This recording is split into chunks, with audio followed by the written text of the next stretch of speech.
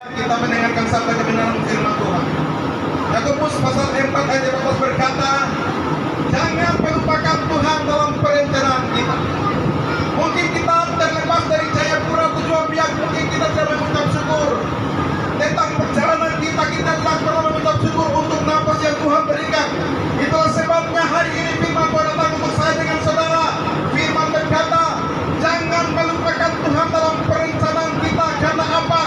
Firman Tuhan berkata, hidup kita sama seperti uang, naik lalu lenyap. Itulah sebabnya setiap aktivitas kita, apa yang kita buat, jangan melupakan Tuhan dalam perencanaan kita. Kita tahu tentang tanggal kelahiran kita, tetapi tanggal kematian kita tidak tahu. Mazmur 90 berkata, batas umur manusia 70 atau 80 tahun saja. Hari ini kalau kita tidak bisa berbuat pada dengan hidup kita, kita tidak bisa mengucap syukur dengan hidup kita, apa yang Tuhan berikan kepada kita. Waktu keputusan jatuh, saya sampaikan untuk saudara, kita tahu tentang tanggal kelahiran kita, tetapi tanggal kematian kita tidak tahu. Itulah sebabnya jangan melupakan Tuhan dalam perencanaan kita. Amin. Ada orang yang terlihat sehat, gagah, kuat, badannya besar, tapi tiba-tiba mengalami serangan jantung. Sementara hidupnya belum siap di hadapan Tuhan. Banyak persoalan yang dia alami, banyak hal-hal yang tidak menyenangkan Tuhan yang dia alami. Saya mau sampaikan, kalau kita tiba-tiba mengalami serangan jantung, apa yang dikatakan dalam Wahyu 20 ayat 15, barang siapa yang tidak ditemukan namanya tertulis dalam kitab kehidupan itu, dia akan dilemparkan ke dalam lautan api. Amin. Neraka itu kekal, surga itu kekal.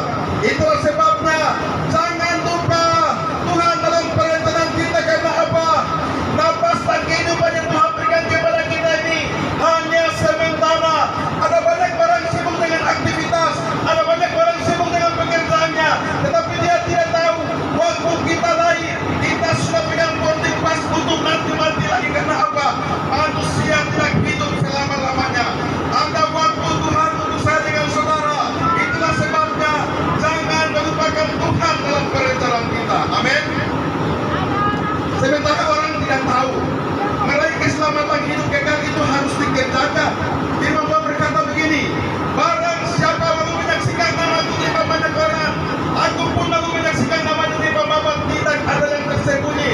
Waktu kita mengenal fakta pengadilan Kristus, seperti apa dikatakan dalam kitab Korintus, perbuatan kita yang menjaga membawa kita ke sana.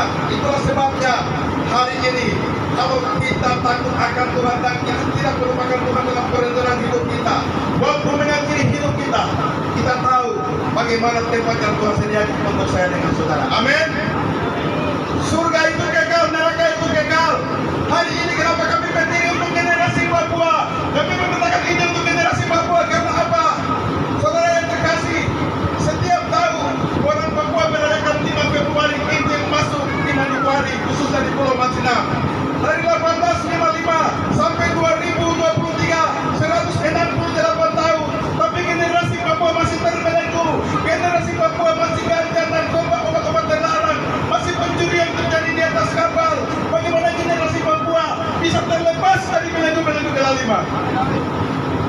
Sementara kita bilang orang dari luar yang kasih rusak kita, padahal kita sendiri yang bawa ganja dari Penjeng, baru jual ke Biak, jual ke Manokwari, jual ke Sorong, dan jual ke sekitar tempat-tempat.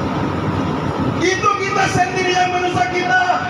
Banyak berkata Papua akan bangkit dan memberkati bangsa-bangsa, tapi sampai sekarang tidak ada anak Papua yang buat gebrakan besar di negara-negara, khususnya untuk mengalami kerohanian yang besar. Semua mengalami kekeringan rohani, semua bingung dan belenggu. Bagaimana anak Papua bisa membawa anak Papua mengalami perubahan-perubahan? Sementara saudara bayangkan kondisi kapal ini saja, orang naik di pelabuhan Jayapura terjadi kehilangan banyak. Itu yang pertama. Yang kedua, kita merasakan kejahatan, tetapi kita tidak tahu kita kapan mengakhiri hidup kita. Kita tahu tentang tanggal kelahiran kita, tetapi tanggal kematian kita tidak tahu. Sementara firman Tuhan berkata, hidup kita sama seperti uap naik lalu lenyap. Saudara pernah bayangkan saudara masak nasi, lalu saudara buka penutup, ada uap yang naik lalu hilang. Itu hidup kita. Kalau masih banyak persoalan, masih batu marah dengan tantang, masih buat kejahatan, baru waktu mengakhiri hidup kita. Jangan harap